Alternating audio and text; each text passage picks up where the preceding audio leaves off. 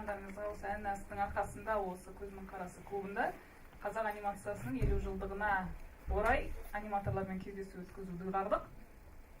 Яғни қазақ анимациясының тарихына біраз көз салып, қалай түсірілді бұрын, қазір қалай түсіріліп жатыр, сондай бір қызықты әңгімелерді тыңдасақ. Себебі кітаптан оқыған ол бір бөлек. Біріншіден оны ешқандай кітаптан оқи алмайсыздар да. Екіншіден олардың өздерінің айтқан сөздерін өз құлақтарыңызбен естігендеріңіз мүлдем басқаша әсер береді.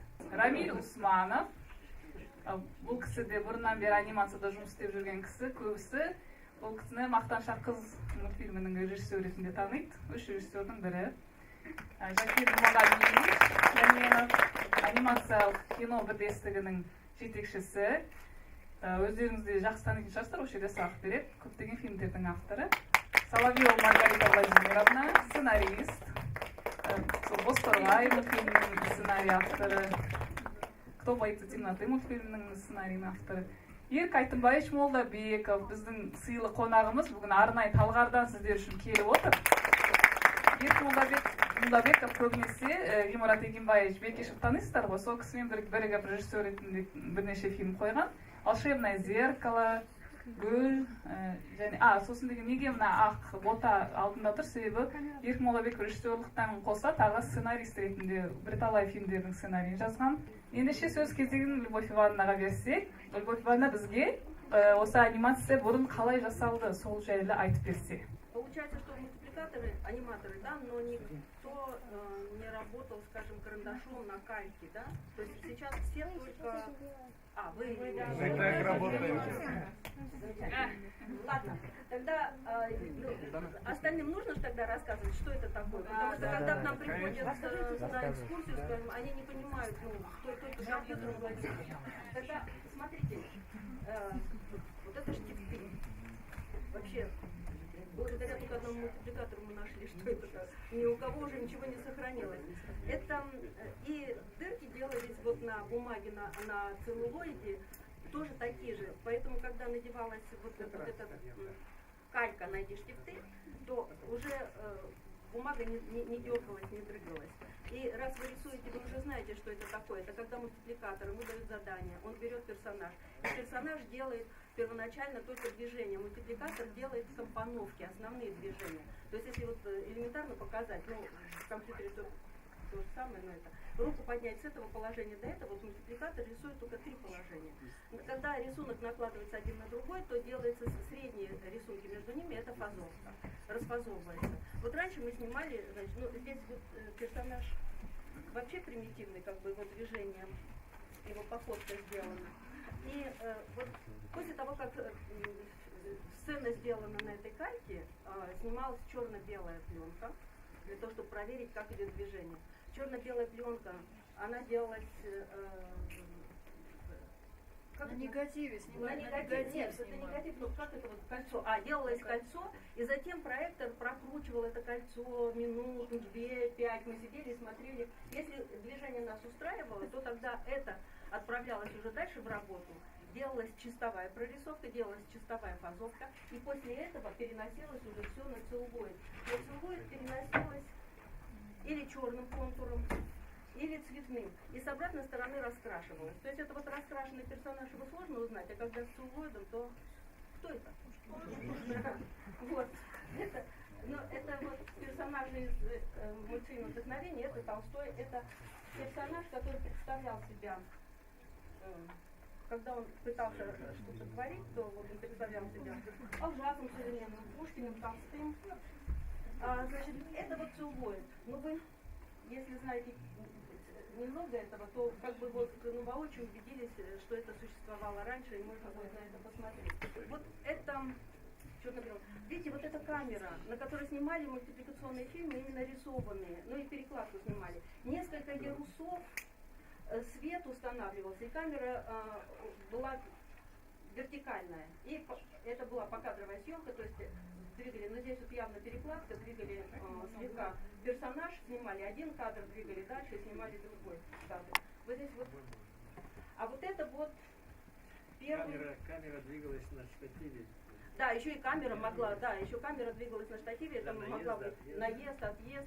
И еще когда двигали фон, то это была панорама. То есть персонаж бежал на месте, естественно, мы же не могли целлулоид вот такой вот несколько метров брать. Персонаж бежал на месте, а двигали только фон. И если вот, и в этом фильме это были очень сложная обработка. Это очень долго снимался фильм, потому что каждый кадрик нужно было обрабатывать. Если здесь я показывала, здесь очень просто с обратной стороны залитый персонаж, и здесь контур, то вот здесь, вот представляете, это каждый кадр нужно было обрабатывать. Но еще сверху обрабатывался вот такой вот огонек, когда мерцает лампа. Ну, это военная тема была, когда мерцает лампа, и когда вот эти кадры, когда смотришь, они создавали такой уют, потому что свет вот от этой лампы, от печки, и было прям полное ощущение, что вот, вот так медленно идет жизнь, вечер какой-то. Это вот очень кропотливая работа. Вот смотрите, значит, куклы, я еще вкратце про куклы расскажу, а потом уже посмотрим серьезно. Вот эта кукла проволочная, это как бы ее проще изготавливать, потому что проволока заливается здесь специальной массой, это Рамиль расскажет подробно, а голова вырезается. Вот. Но смотрите, вот для того, чтобы двигать куклу, у них на ножках у всех есть дырочки. Прибивался к полу вот гвоздиком ножка, следующая двигалась. Персонаж должен ходить. Поднималась эта ножка, снимался кадрик, еще поднимался, еще снимался кадрик, потом опускалась, прибивалась эта ножка, отбивалась это, и так по кадрику. То есть вот движение это очень кропотливо. Если в рисованном у нас очень большой был длительный подготовительный период, но съемочный очень короткий, то здесь подготовительный короткий, то есть сделал куклы, а затем на съемочный было больше количества времени. Мультипликационный фильм, который снимается 10 минут, он снимался 9 месяцев. То есть вот подготовительный, там режиссерский, подготовительный, производственный период, съемочный период, и это 9 месяцев. Такой длительный период вот на производство этих фильмов, что рисованный, что кукольный. Деньги были небольшие, 55 тысяч нарисован, и 38 тысяч рублей. Это на кукольный фильм. Ол кезде Госкино бәрін жоспарлаған. Қай мемлекетте қандай өнер дамыту керек.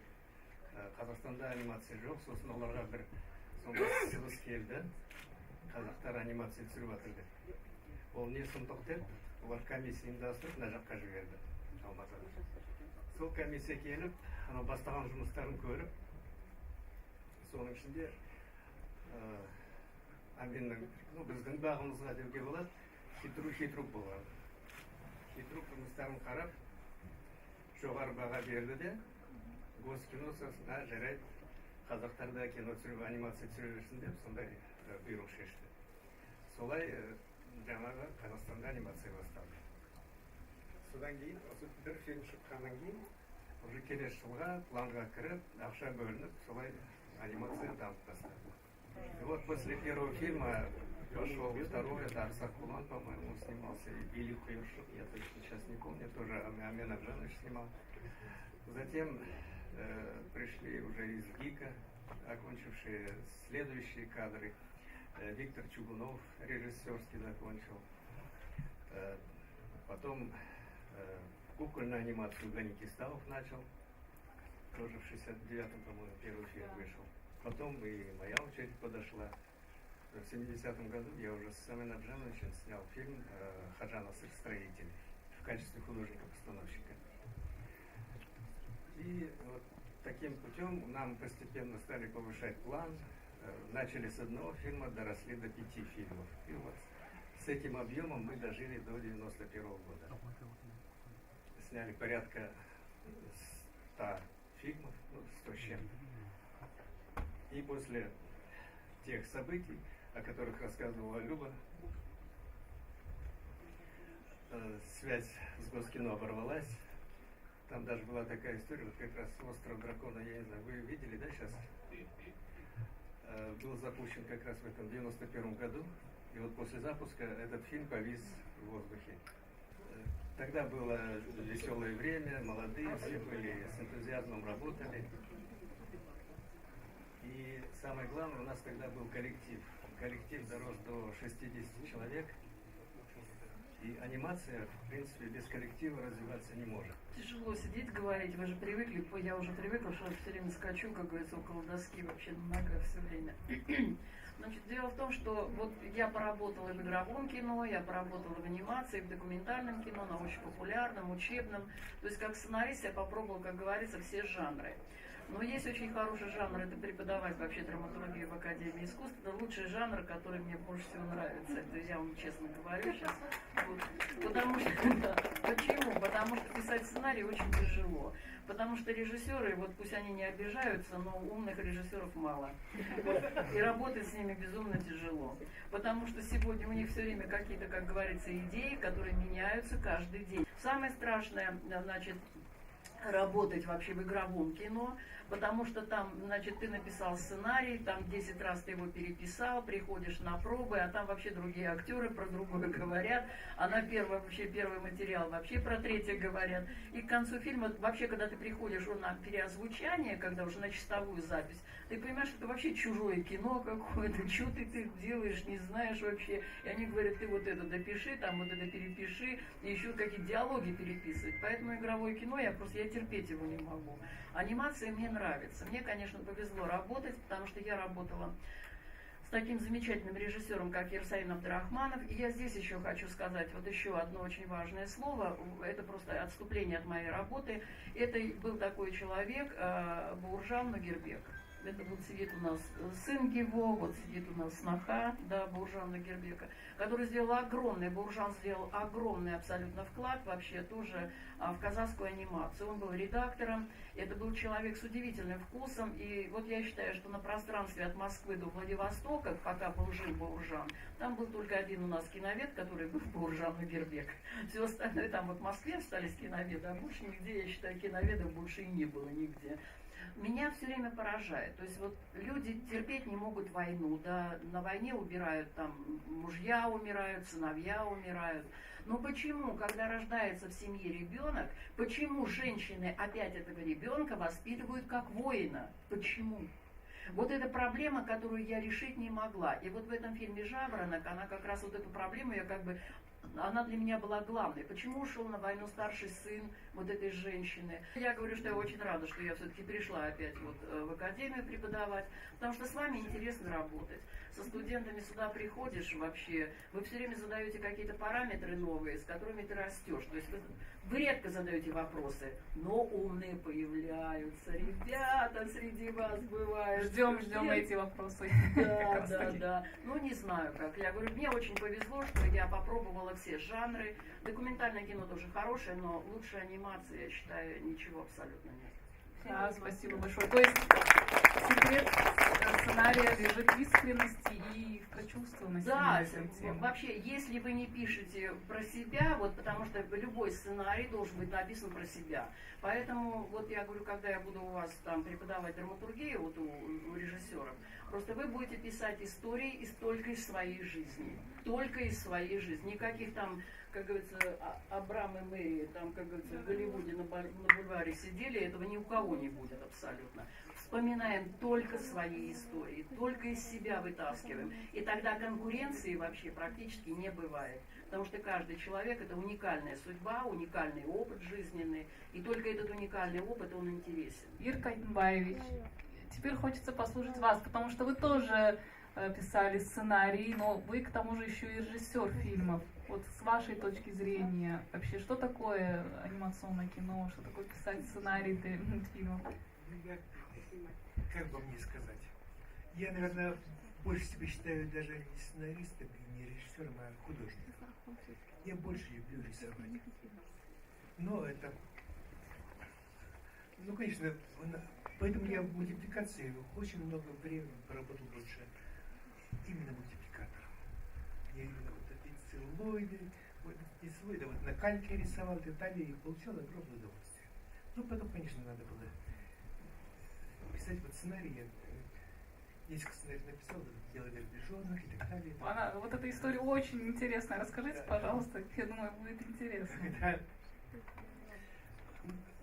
Режиссер этого фильма Джумахан Хусейнов очень интересный парень, он великолепный актер.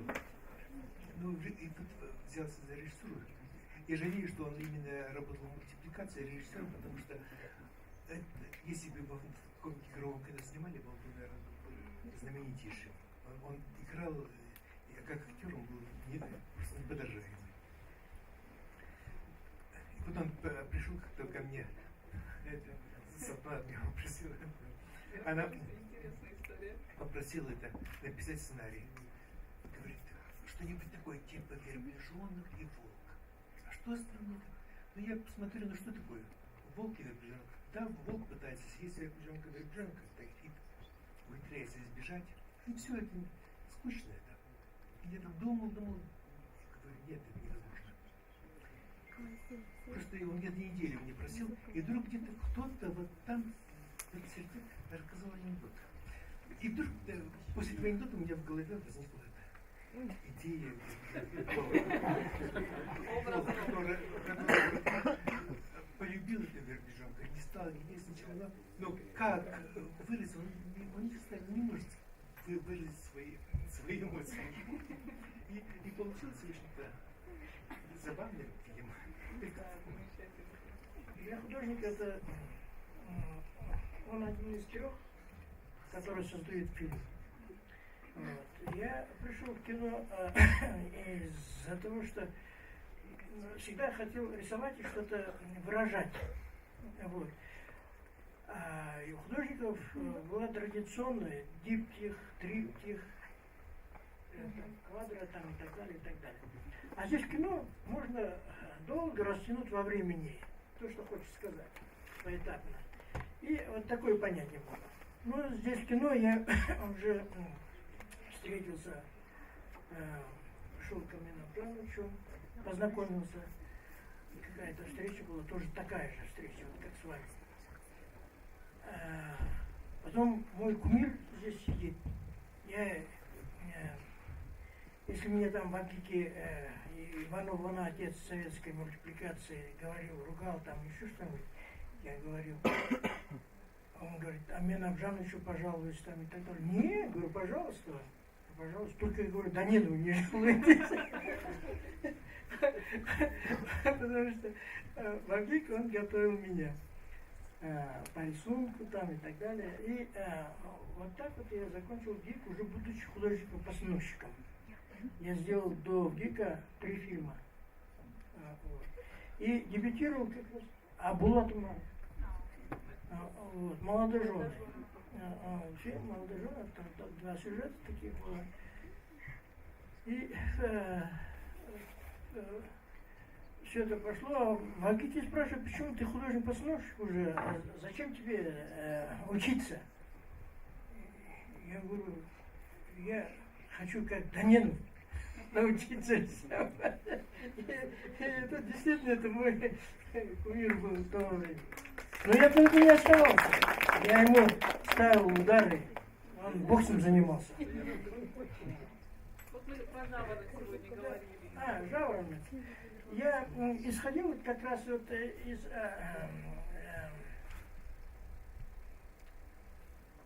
старых фотографий. Как оживить старые фотографии? Сейчас это гораздо проще. Компьютерная графика делает просто чудеса. Вот. А тогда это приходилось каждый кадр. А в фильме на 10 минут сколько там? 5000, что ли? Нет, больше. 14 где-то. 14 тысяч. Кадриков. Я же тебе говорила. Да, кадры. Рисунок. Вот. И это, кстати, когда я делаю игровое кино, то же самое, раскадровки когда делаю, где-то черновых у меня 1700 рисунков. Прежде чем чистовой сделать. Чистовой где-то 700. Вот. И труд художника, конечно, он у нас здесь, я говорю, за весь опыт моей работы здесь, творческой работы, я не встретил, не было такого, чтобы единение, вот 3 человека, режиссер, художник и оператор, выступили одним голосом. Вот тогда получается шедевр. А когда этого нет, то и не будет фильма. На самом деле, когда я пришел первый раз на Казахфильм, это уже было, самый хвостик, да, существования того периода анимации. я пришел после армии, меня друзья привели, я даже и не думал про анимацию, просто сказали, вот тут наш товарищ увольняется. Он был хороший художник. На его место, типа, вот можно прийти. Я пришел, и Гульмира Садыкова, мой первый режиссер, она меня спросила, говорит, вы паять умеете? Ну, я сказал, что я умею паять, но на самом деле я никогда не паял. И всю ночь тренировался паять. Паял, да. Ну вот с этого момента у нас началось и это вот кукольное производство. Жаль, что продлилось оно недолго. Когда мы делали, ну сколько мы там, 3 фильма сделали, да, или 4 фильма сделали. Ну вот это вот остатки, конечно, тут уже не товарный вид, они тоже постарели. И она высохла, да? Она была толстенькая такая, вот, ну поролон усох. И вот. Представляете, вот что происходит. Да, как у людей, да? Вот. Но надо сказать, что ничего не изменилось с тех пор практически. Кукольная анимация, она осталась прежней, и сейчас это достаточно популярный вид. То есть, есть преимущество. Если кто хочет заниматься этим, то преимущество явное, что тебе не надо покупать софт никакой, да, тебе достаточно иметь стол, свет и фотоаппарат. Да? Вот этого достаточно, чтобы снять кукольный мультфильм. Мен Айқын газетінің журналистімін. Тіл басқармасы Алдар Көсе туралы бірнеше сериал мультфильм түсірді ғой. Артур Краустар, по-моему, қателеспесем. Сол мультфильмге сіздер маман ретінде қалай баға бересіздер? Ну, этот сериал делался без нас. Это вот после того, как мы поделились уже на это. Но я не буду давать оценку, потому что у меня хорошие отношения с Артуром. И, ну, как бы... Хочет обижать. Нет, не то, что не хочу обижать, просто это некорректно. Я могу сказать, что таких аниматоров, как Артур Краус, в Казахстане практически нет. Это супер аниматор. Хотела спросить по поводу вот покадровой анимации. Вот вы говорили, вот надо создавать куклы как можно так, чтобы как можно дольше они продержались в форме. Ну, да. А вот в таких вот случаях, когда, допустим, что-то сломалось и так далее, вот приходилось ли переделывать и, например, одного персонажа из другого персонажа для другого мультфильма? Нет? Или вот создали и все? Обычно куклы остаются и Как они... есть в первозданном виде. Да.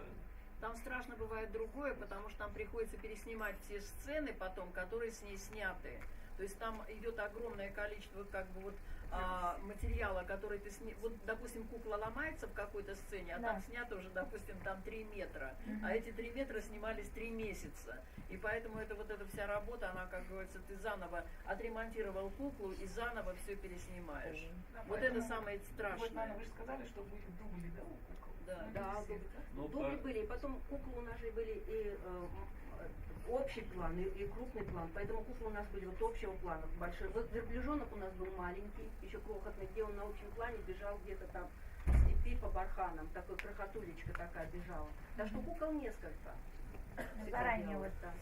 Да, ну, то есть это, во-первых, обусловлено тем, что помещение, в котором мы делаем, да, оно небольшое.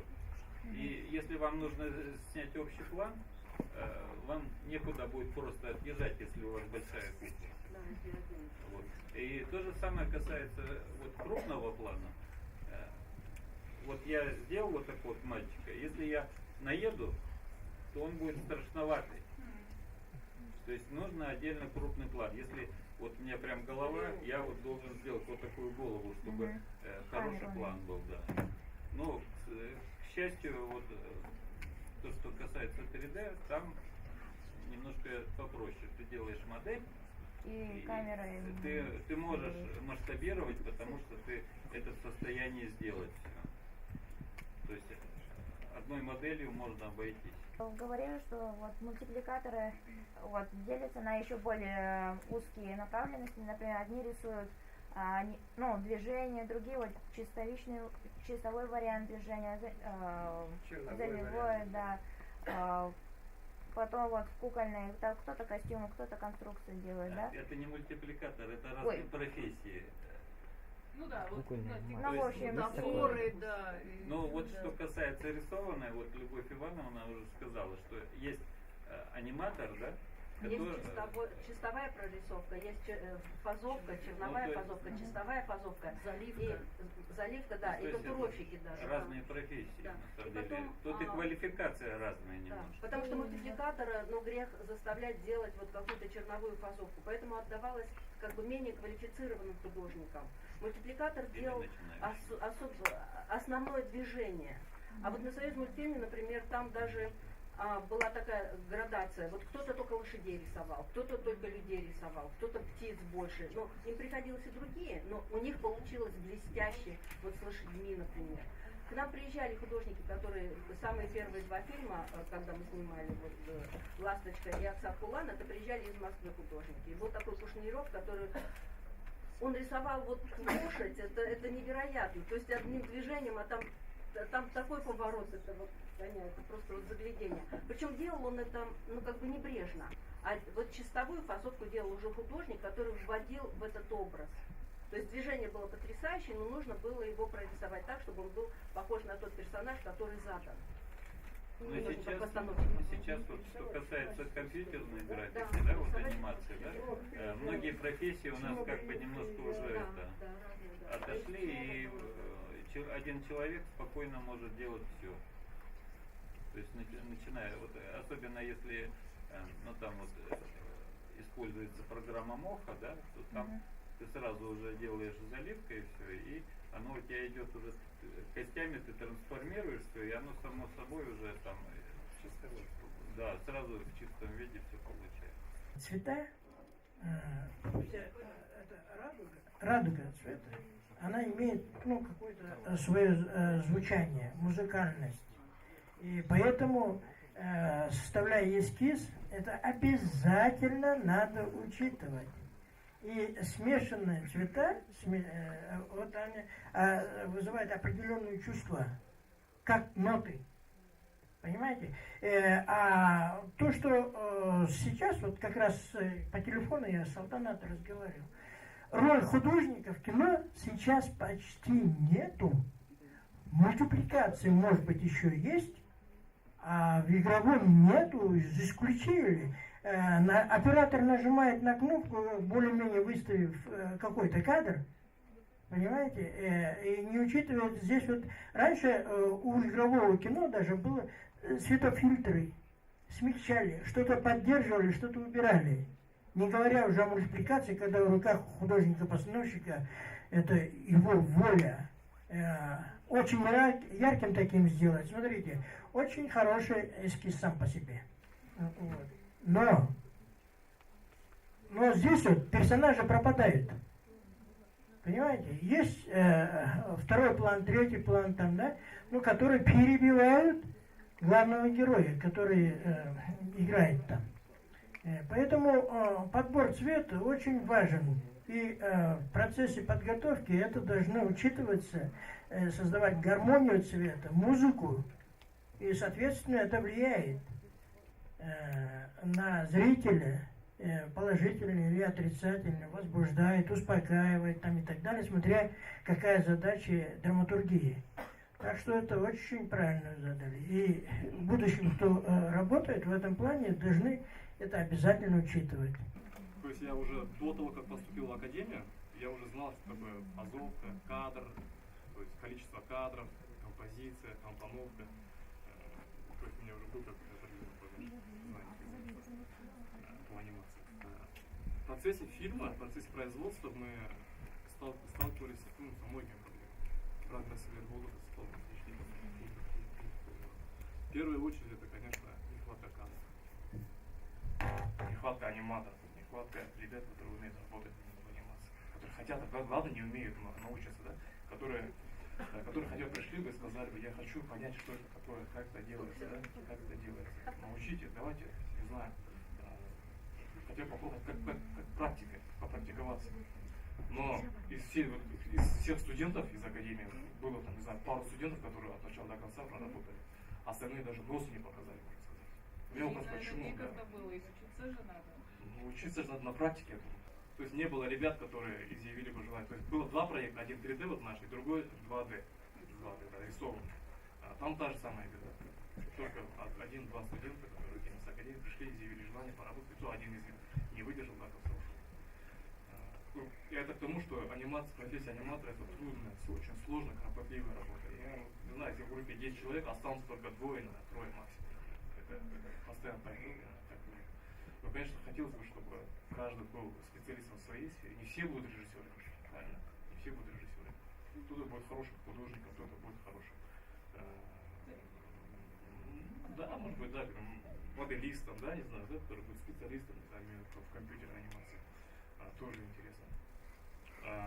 Я вам желаю этого, чтобы вы не просто учились, да, как бы в стенах академии, а именно еще учились на практике. То есть это коллективная работа, она все равно подразумевает под собой другие смыслы. То есть можно там сработаться с режиссером, с командой, с аниматорами.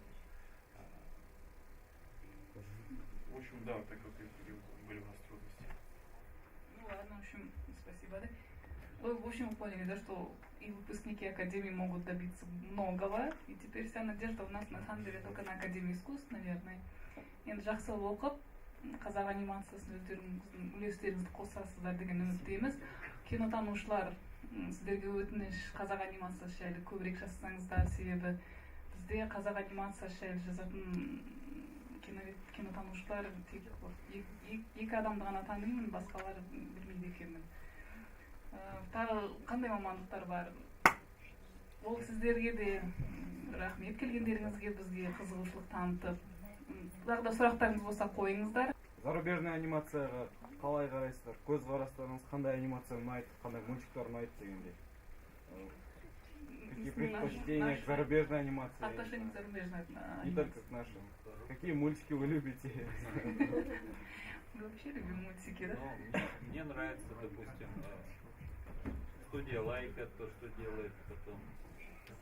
Ну, там много всякой анимации. Вон, на Vimeo посмотреть, там куча хорошей Что вы анимации. имеете в виду под словом зарубежная анимация? Ну, анимация, мультипликация, я хотел сказать. Там Она же разнообразная. полнометражные мультфильмы какие-нибудь есть, любимые.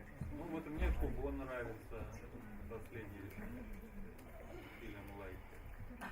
Это замечательно, что у вас есть вот академия, это самое, но на самом деле зависит только от вас, от вашего трудолюбия, от вашего стремления стать аниматором. Вот и все. Приходите к нам на студию, мы вам все покажем, расскажем. Приходите на практику летом. На самом деле, вот, если вас это тревожит, если вам это не дает спать, но нужно по ночам делать мультфильмы. То есть, на самом деле, вот если у вас есть компьютер, да, или там бумага и фотоаппарат, кукла и это самое, вам больше ничего не надо. Если у вас есть желание, вы сделаете. Если нет желания, или оно вялое такое желание, то вы не сделаете. Сейчас у каждого свой кинопоэт. Снимайте. Просто статику снимайте, подвигаете эти же самые предметы и привяжите какой-то сюжет. Нет проблем сейчас. Да, главное драматургия. Знать хорошо вообще основы драматургии.